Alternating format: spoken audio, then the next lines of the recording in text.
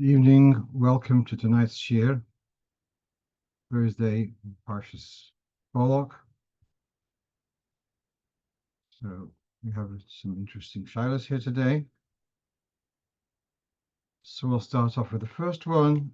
What brocha should be said on ice pops made of grape juice? So predictably, not everyone agrees what the answer is. But so you have here on the top of the screen, you have a contemporary work called Shari HaBrocha by someone Harav Stitzberg. And he brings that frozen wine or congealed wine, or if it's been boiled to become like a mass, a jelly. Some say it doesn't have the din of wine, and the brocha is shahakal.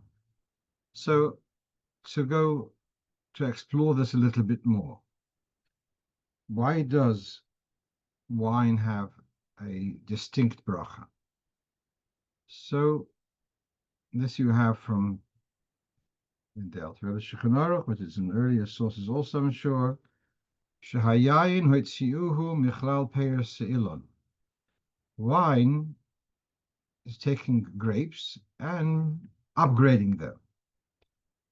In the halacha perspective, if you take an orange and you make it into juice, that's a downgrade. And therefore it goes from ha'etz down to shahakal. But grapes made into wine is actually an improvement. So it's an upgrade. And therefore, on that basis, wine should have been better pri ha'etz. But it has a distinct bracha all for itself. Shehayayin hotziu michlal peiros se'ilon. It's been upgraded from the general category of fruit of a tree. Why? Ipnei chashivusei shemesameach es halev. Because wine has got a certain quality beyond other fruit and beyond grapes. That it has, I guess, the alcoholic content, which serves to loosen up a person and bring them into a more cheerful state. So that's the mile of yain. So once you know that the reason why wine has got a bracha on its own, because of its ability to be mesameach, well then look back at the frozen ice pops, and it doesn't actually fit that bill. So the bracha should be shahakal. Of course, you're going to say, what about grape juice? So grape juice, though, is in a form of yain, or it hasn't. Its development has been aborted. But okay, that's another discussion. But that's my if there's a svara one way or the other, I'm more inclined to say sofek brachas lahokel. If you said shahakal, for sure you're yotze. If you say hagofen, I'm not sure if you're yotze. But meanwhile, as I was looking to this, I was thinking of something else in my mind, that the mile of wine is that it's used for kiddush, etc. And so I'm going to show here three different halachas where we have a special quality of wine.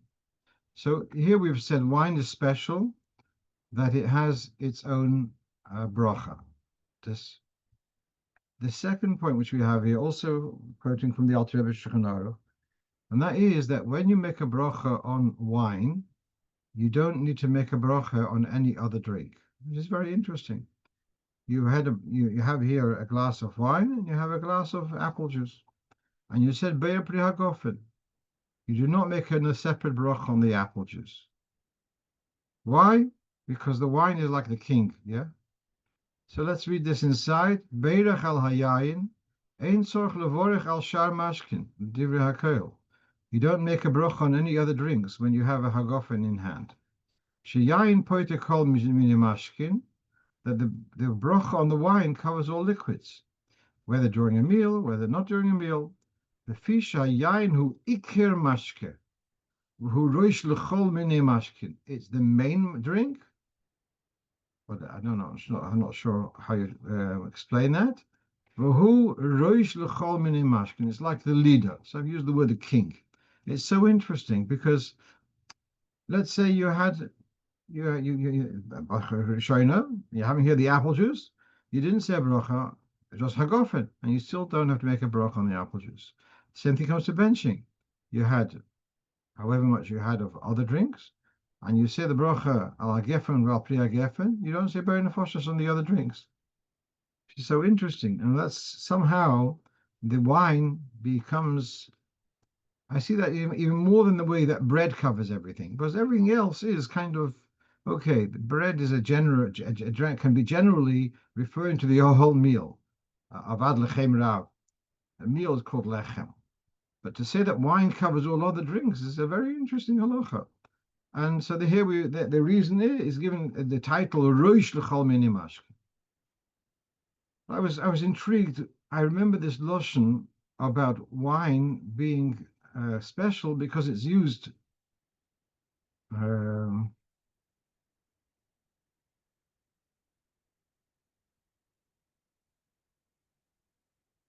It's used for other because it's used for kiddush or for etc. So that's a third halacha.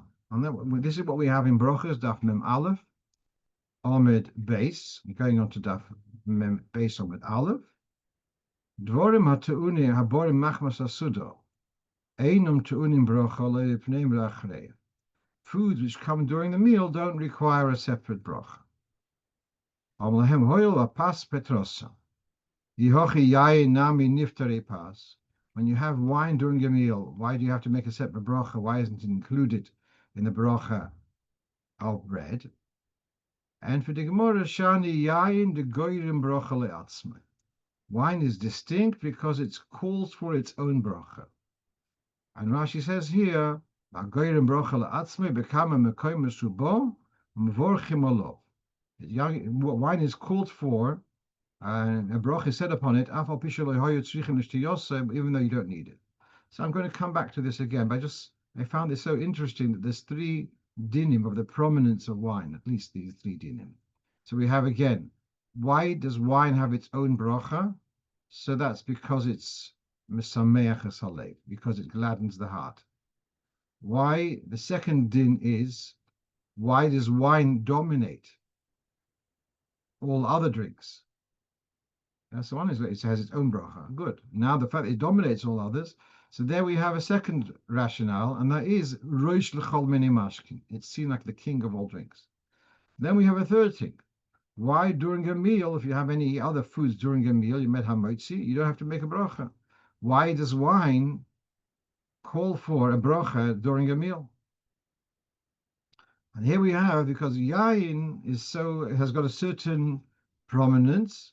And here the prominence is it calls for its own bracha. It's called for even when you're not thirsty. So let's say you're making a chuppah or a kiddush or havdalah and bechas hamozon. So we'll use a cup of wine, not because we're thirsty, and perhaps not because we want to have not because we want to have wine at the moment. Since wine is called for in a certain mitzvahs, it's called for, that makes it that it can't be a total subsidiary during the meal, and therefore it warrants its own bracha, even though you've got hamotzi, which is covering everything else. But because of this inyan that wine is called for, even when it's not really needed for your appetite, etc., that gives it a certain distinction that you'd make a bracha on wine during the meal. So just see interesting, there's three separate things. Why wine has its own bracha, why wine dominates other drinks, and why wine doesn't get covered during a meal. And each one has got a slightly different rationale. You may find similarities, but I found this interesting to point out. Since I'm mentioning this already, that you make a brocha on wine during a meal, because Gayin brocha le'atzmoi, there's a question which is actually in Kitzur Shulchan Aruch, a discussion: do you make a brocha on bramfen, on a drink of whiskey, liqueur during a meal? There's such a common thing. You come to a bar mitzvah, etc., and the Bala Simcha comes over. Would you like to say l'chaim? So is the drink of vodka part of the meal. So this is a bit of a cultural thing. And the way the Alter Rebbe presents it, Medina Sela in Russia, having vodka during a meal seems to be a perfectly normal thing. And therefore you would not need to say a bracha separately on the vodka. But I believe that in this part of the world, it's not such a common thing to have a drink of alcohol in the middle of a meal. This is a special occasion. All right, you make a l'chaim, but not as it's a regular thing that you sit down for dinner, you have alcohol during the meal. I don't think it's such a common thing. As a result, it becomes a shiur.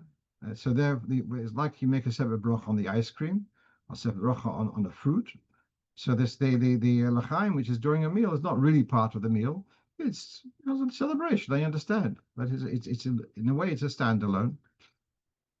Or do you say no? It's part of the meal. So that's becomes a suffix. So the Kitzur Shulchan Aruch addresses this, and he recommends one solution, that before you washed and made hamotzi, have a little sip of the alcohol, and this way you've already made bechor. But you didn't have a sheet to make a bracha achrona. Therefore, if it's warranted, so then you have a bracha in place, similar to the idea of having a small amount of karpas, which will then cover for the food. So for the morer, which is a similar question. People don't eat morer because they're hungry. So do you need to make a bracha bei pri hadom on the morer? So we have a little bit of karpas, not enough to make a bracha achrona. And then if morer requires a bracha, so then you've got the bracha bei pri hadom on karpas, which will cover. From Yaakov Raskin.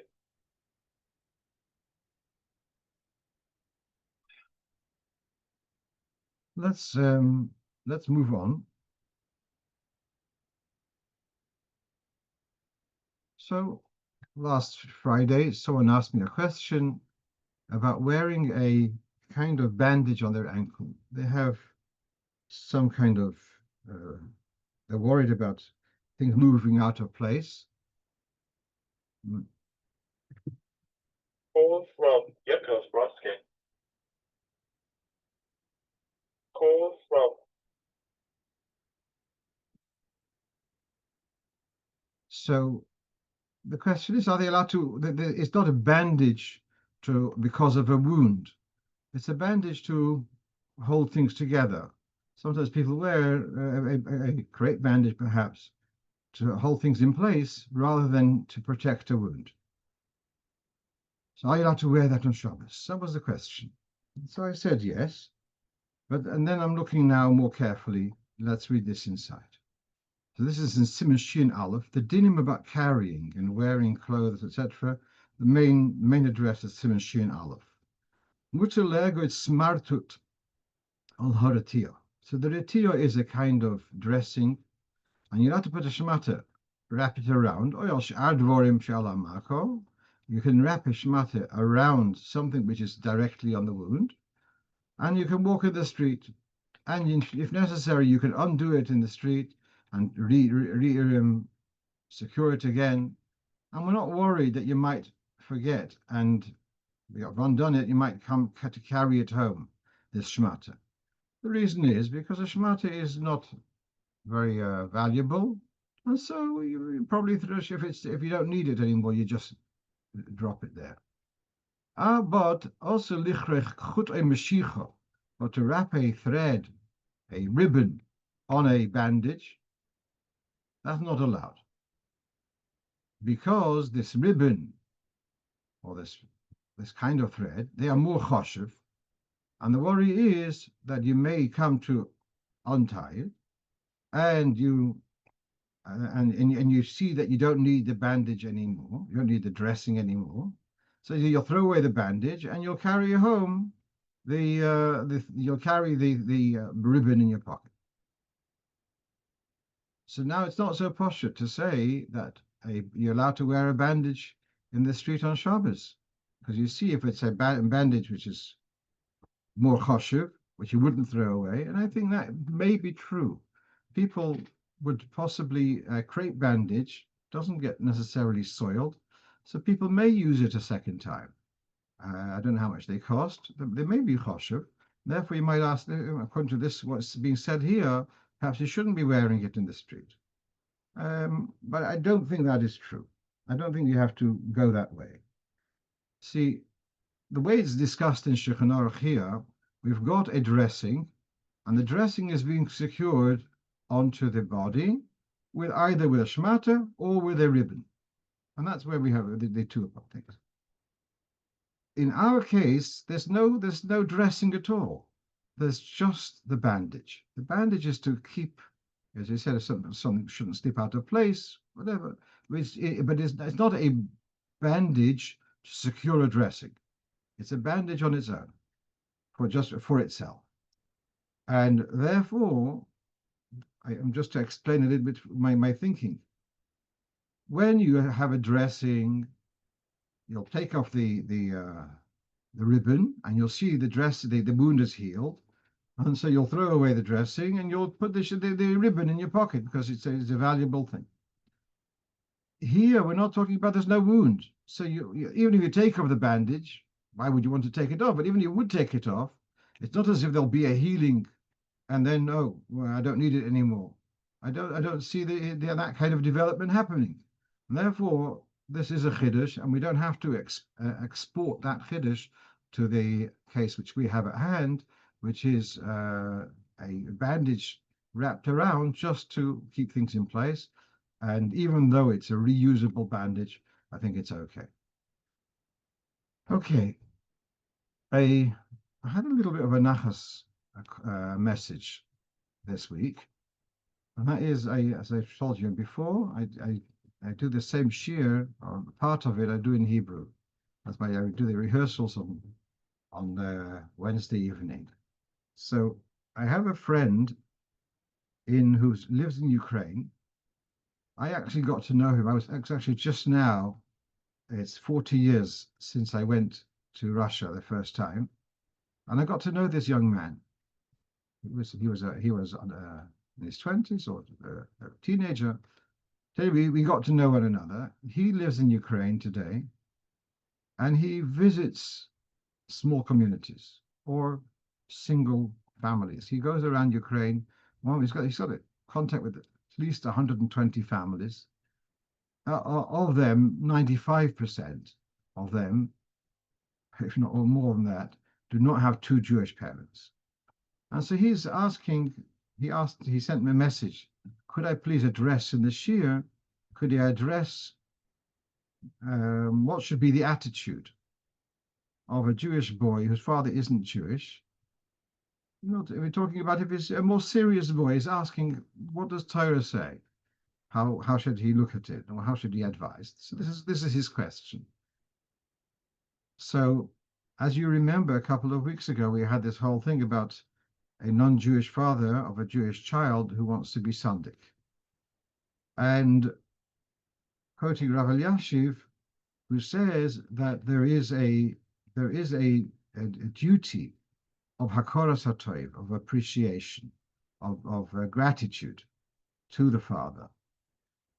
And taking that cue, that would be my advice to this boy. Your father is not Jewish. The halacha, he's not counted as your father. Having said that, he has spent so much effort and time, etc., in your upbringing under normal circumstances. And therefore, there's an inyan of hakoras hatov. What would happen if there's no contact, he's out of the picture? That's a different story. I don't think they even asked the question. But if there is a father figure there, a non-Jewish father, especially who is supportive, and Baruch Hashem, in many cases, they are very supportive of their Jewish children, so then there is a duty of hakoras hatov, and respect them and be grateful for all they've done for you. So that was my general response to that. The challenge which we have in the other way around is if you have a Jewish father and a non-Jewish wife and children. Here we have to be mekarev. In the first case, to be mekarev, for us to be invite the father to events, there's no harm there. But in the other way around, if there's a Jewish man who's got a non-Jewish family, to invite him and his family, well, that's going to be kind of undermining a lot of our work, because we're trying to support the Inyan HaMavdil Ben Yisrael Amim, and by here bringing non-Jewish children, and they're going to be part of a social circle with Jewish children. So in the long term, we've actually caused possible serious damage. So there you'd have to be Makar of the father, but you wouldn't be able to be Makar of the whole family certainly not on a regular basis. Be nice to them, reply to them, but to invite the family of a Jewish man, non-Jewish family, to invite them to events is something which I think is not a wise move. Let's move on. So here I had the following. This week, perhaps it happened last week, a shliach had a case of a Kohen who had married a divorcee. Where he married, who married them, that's another issue. But Lepoyole, he's living with a divorcee. This is 30 years ago, let's say. They got married and they had a son, a bechor. Now, 25, 30 years later, this son has now gotten married, and and his wife gave birth to a bechor. So now there's a Pidyon haBen of what we would say a cholol ben cholol. So does a cholol who is of Kohen lineage, but he is disqualified from Kohuna, does he need to have a Pidyon haBen? Number one. What happened at this Pidyon haBen?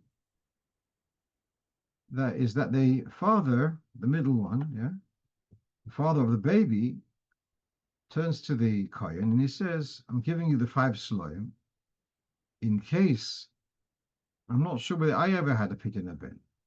In case I never had a Pidyon haBen, so have in mind that the money I'm giving you is for both of us, for my baby boy and for myself.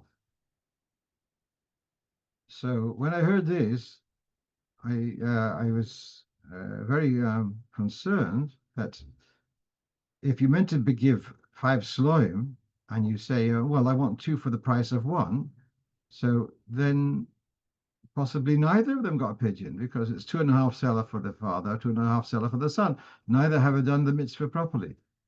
So that was the dilemma. So let's take a look here in Shulchan Aruch. So the dinim of Pidyon haBen go along together with the matnas kahuna. So near the day it's Siman Shin Hey, near the dinim of Truma and Meiser. So a Kohen who has a son who is born to him, and the son is a cholol. Now, this says the following. If the father died within 30 days before the child was, in other words, before the child is 30 days old, then the child, when he matures, will have to do his own Pidyon haBen. But if the father died after the child, when the child was more than 30 days old, so what happened here? It comes on the day 31, the father has a shiur of Pidyon haBen. But you have to relate to this. The Kohen who's married to a grusha, to a divorcee, he is still a Kohen. He's lost the privileges of kahuna because he's violated the kedushas kahuna. But as far as I remember, he's not allowed to, let's say, enter a Beis HaKvoros, etc. He's still got kedushas kahuna. He's suspended from duchening because he is in violation. But if he walks away from this grusha, so he's back to his full kahuna. So here we have this interesting situation. There's a father who essentially is a Kohen. He has a child who needs to have Pidyon haBen. So very nice, so very good. So he says, I have Pidyon haBen, Yafrish haPidyon. So no, wait. So then the father could say, well, very good. I'll put it in my pocket. I don't have to give to another Kohen. I myself am a Kohen. Now, the child who inherited his father can also say, my father owed Pidyon haBen 5 sloim, but he was also entitled to keep that money for himself.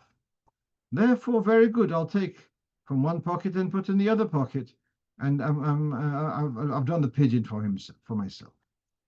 So it's an interesting situation. So the cholol definitely needs to have Pidyon haBen, but the father, who is a Kohen, doesn't have to fork it out.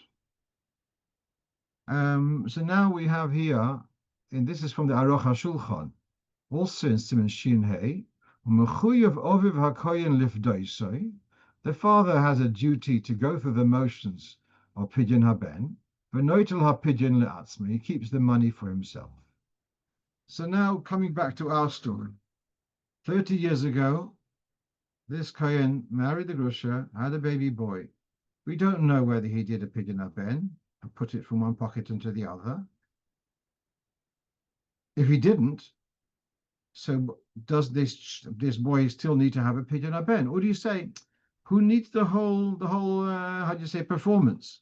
The father Kohen has a duty to pay, and is allowed to keep it.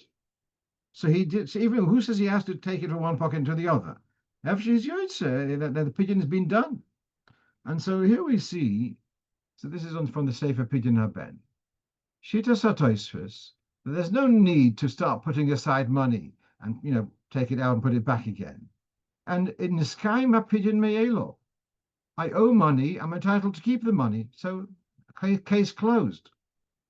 So assuming that even if this was the case, that there was never a Pidyon, and probably that wasn't the case, but the father of this little baby does not need to do a Pidyon haBen for himself, because Tosfos says his father never had to go through the performance of taking the money, putting it aside, putting it back in his pocket. And therefore we can rely on this. So the father does not need to do Pidyon haBen.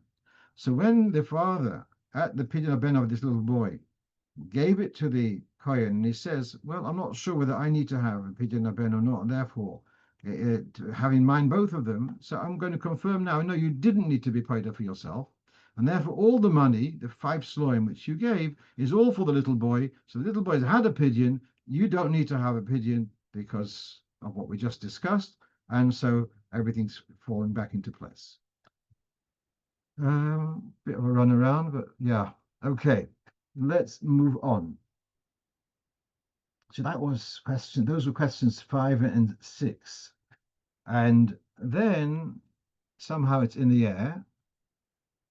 At the same time, this past week, I had a question from a shliach somewhere in Eastern Europe.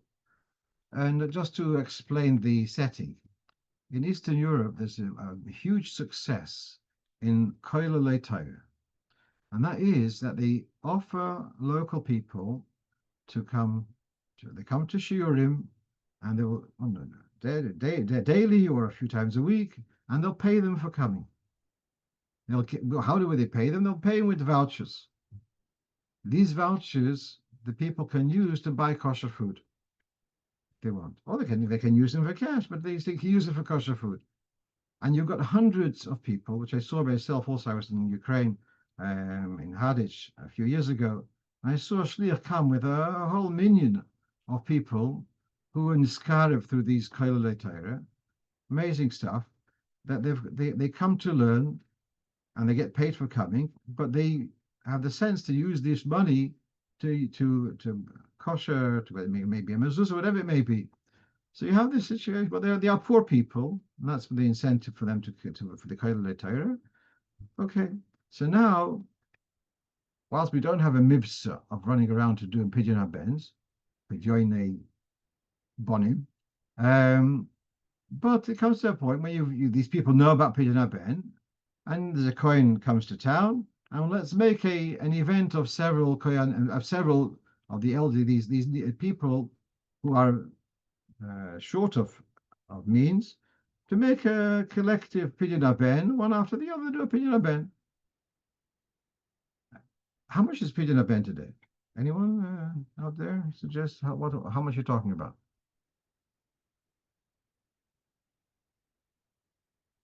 Okay, I'm going to venture something in the region of $90.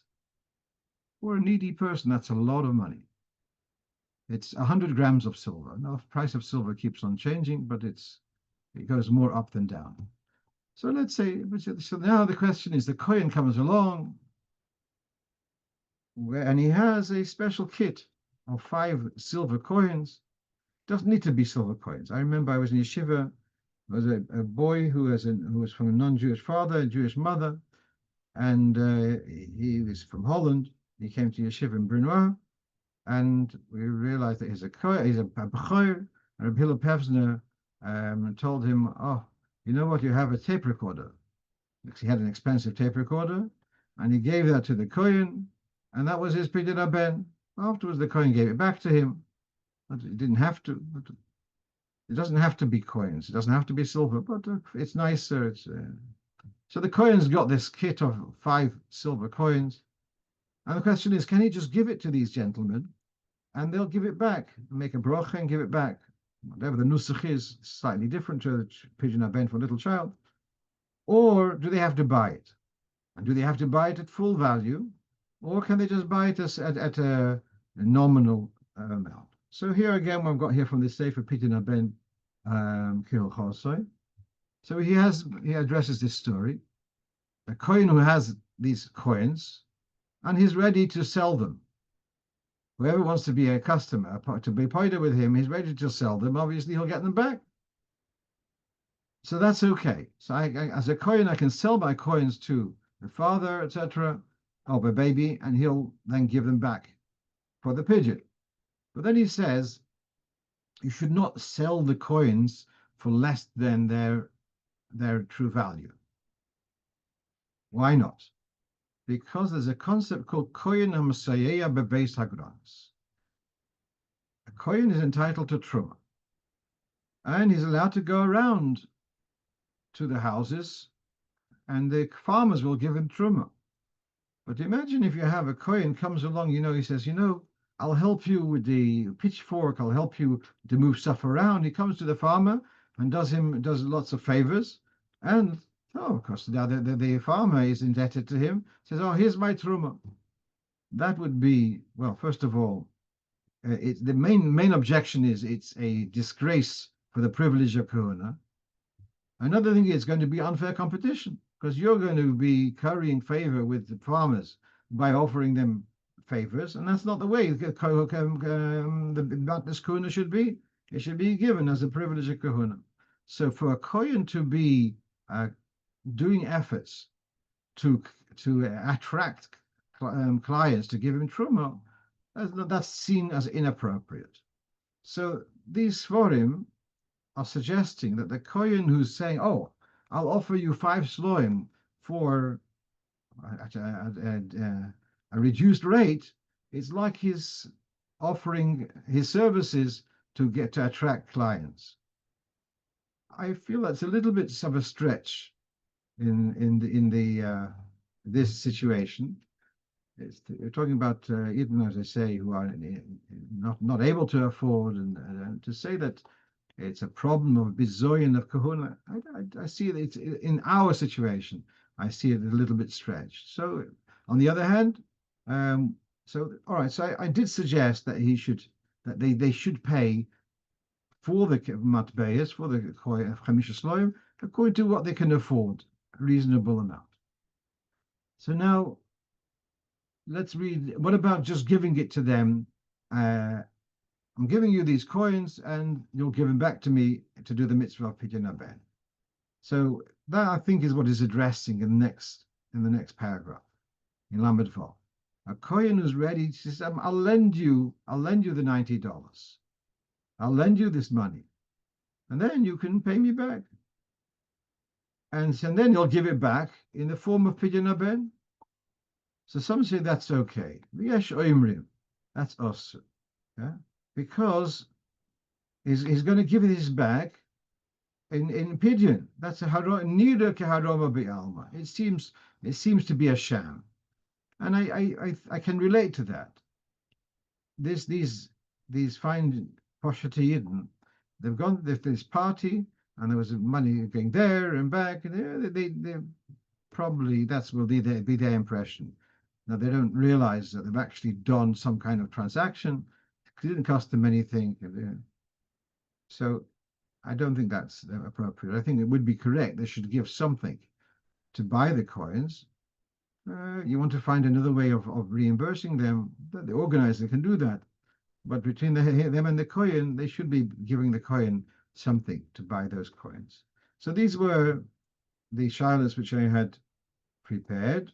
And then I had already written these up on Wednesday.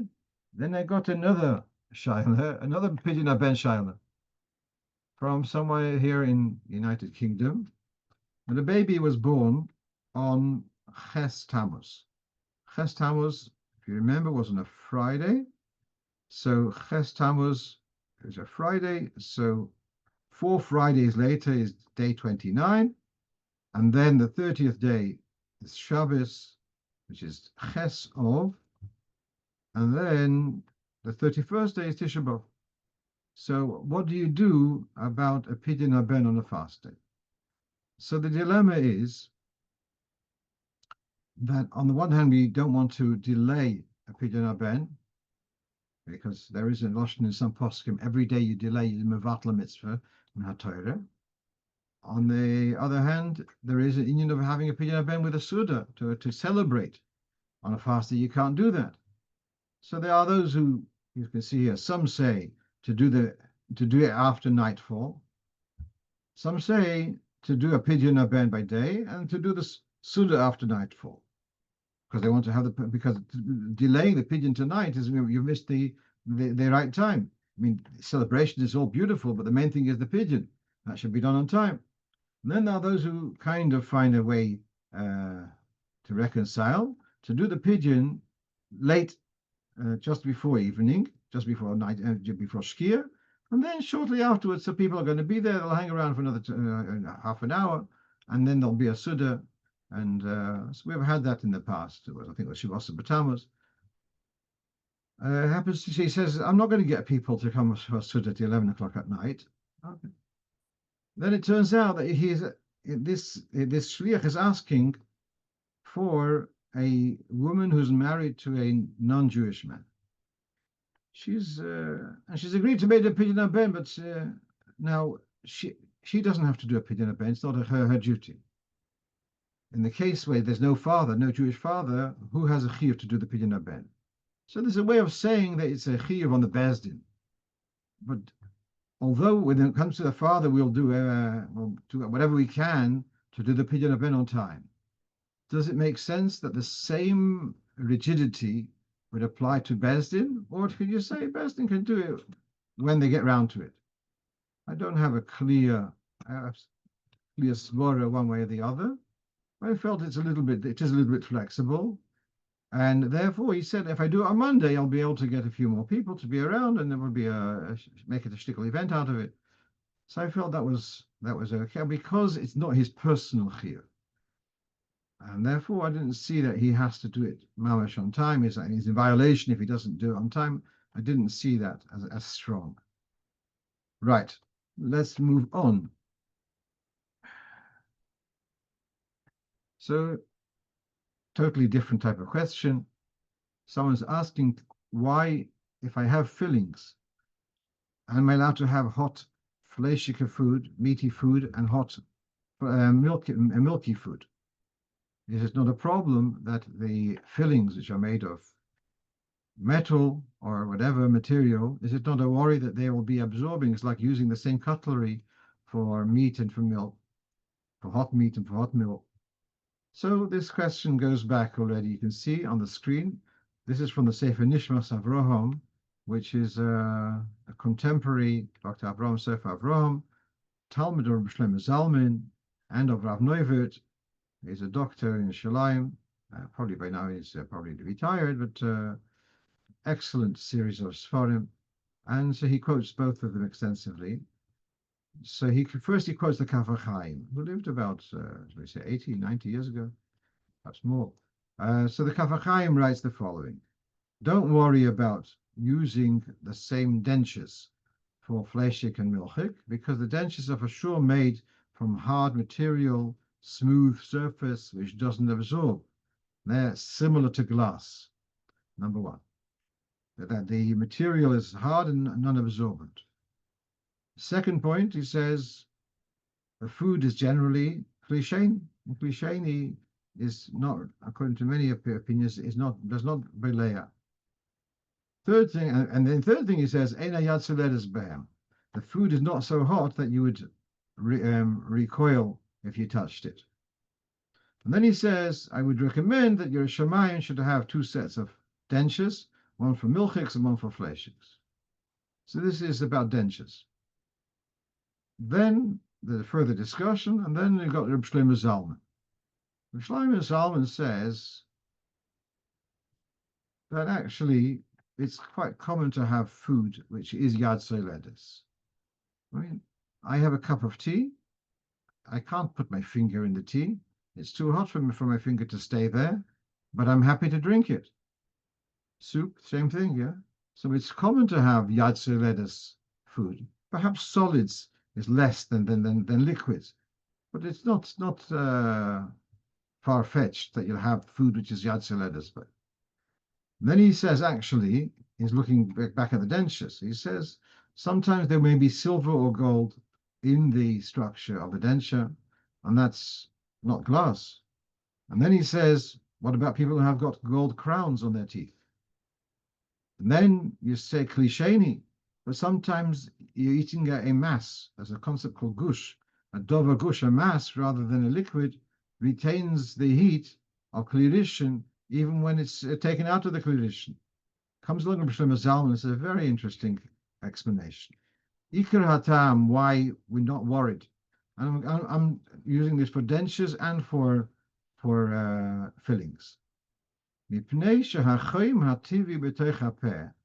there's a natural heat, natural warmth within the mouth, and that spoils the residue of taste. So when you eat food, there's a residue of taste which is left on the teeth, between the teeth, etc. But the warmth in the mouth will cause that to go off, and therefore within a short time, it's comparable to food to dishes which were last used for food 24 hours ago, where we say that the taste in the dishes has gone off. And although Chachamim did institute that we avoid eating meat and milk within a certain amount of time of one another, but they never worried about the taste which is absorbed inside the dentures or etc. So I found that a very interesting explanation.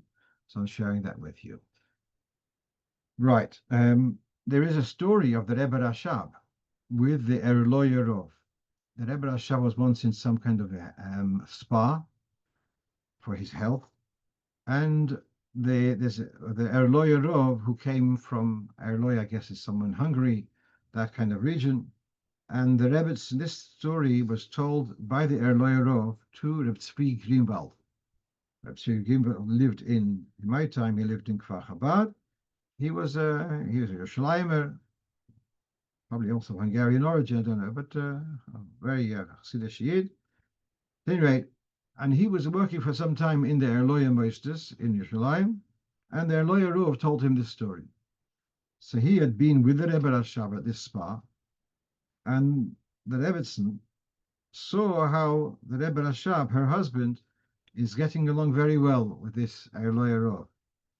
And so she asked him if she could speak to him privately. And she says, my husband suffers terribly with his teeth, but he refuses to have proper treatment.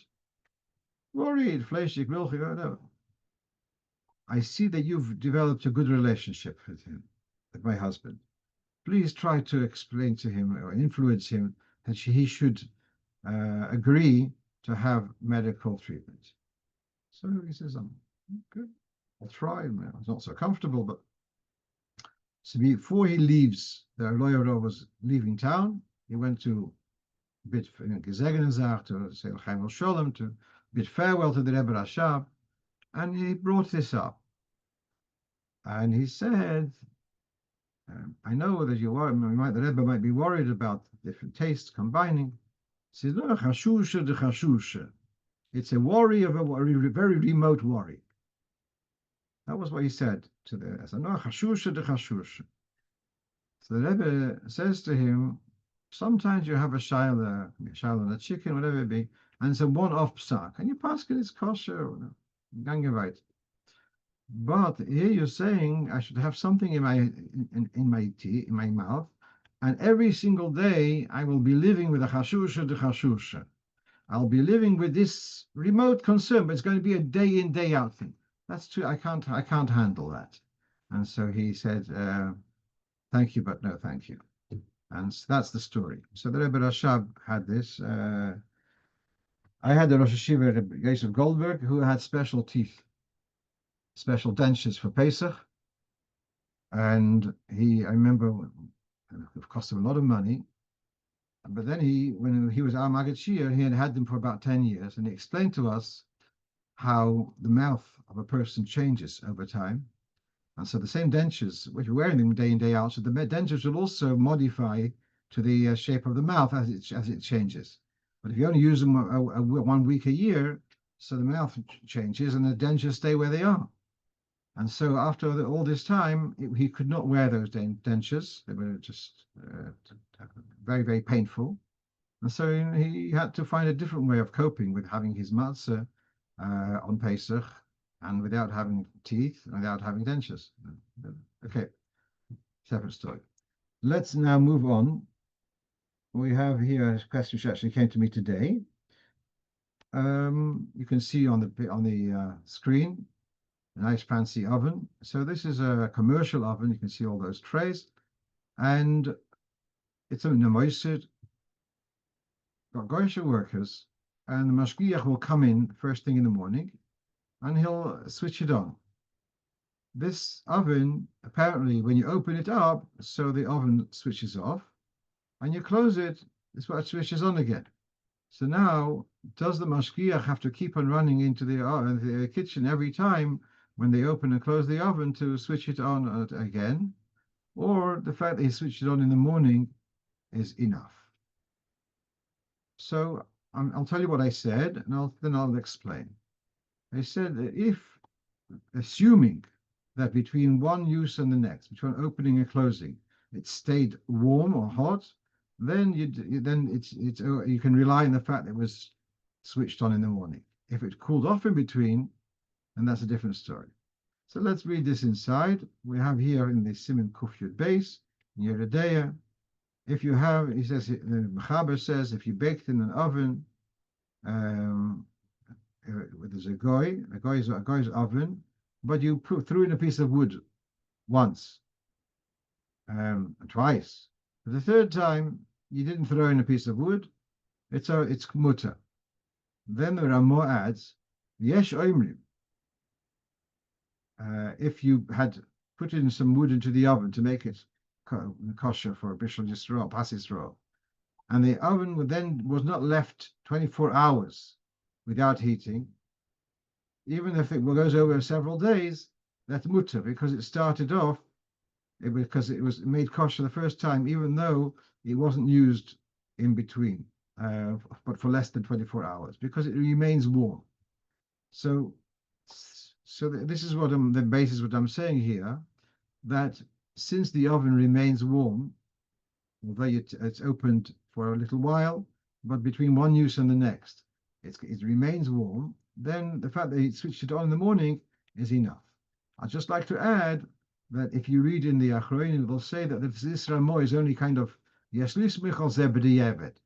I'd like to say the following, that in the case of the Ramah, you had today is Thursday, and they used the oven.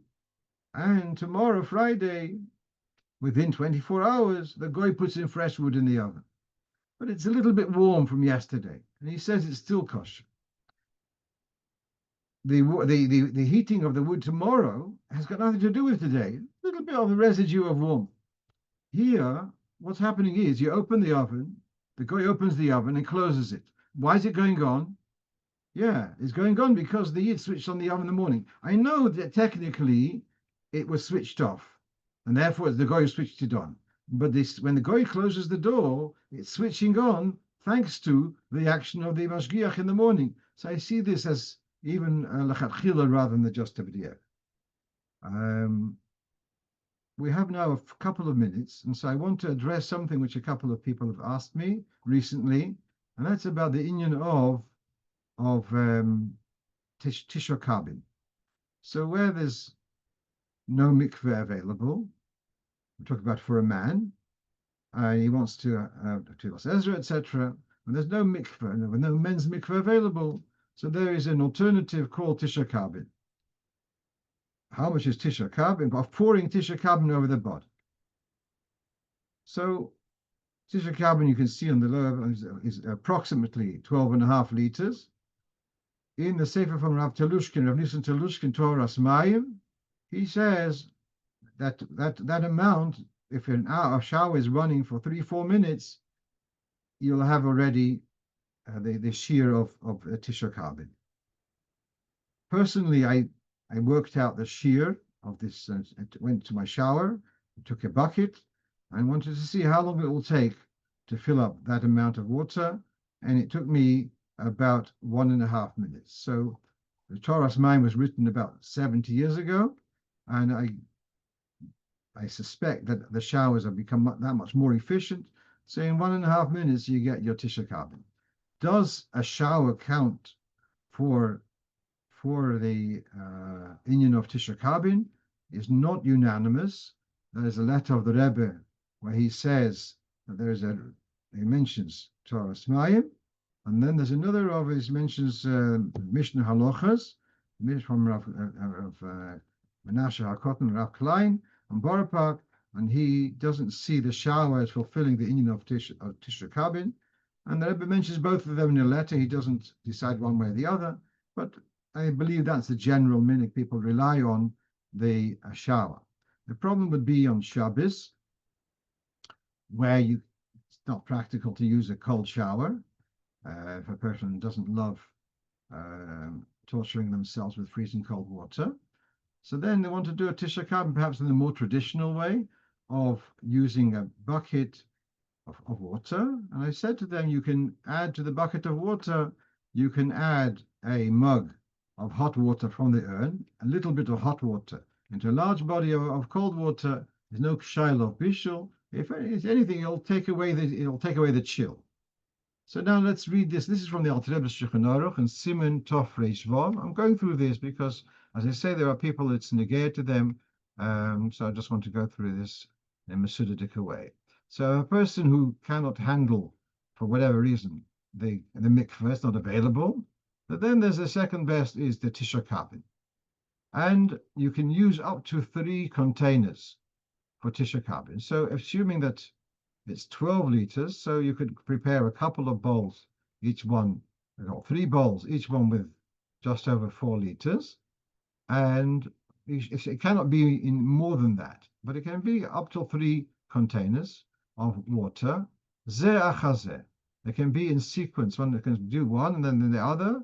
Vein kulom, and as long as between the 3 there is Tisha Kabin, that's okay for the purification of Tisha Kabin.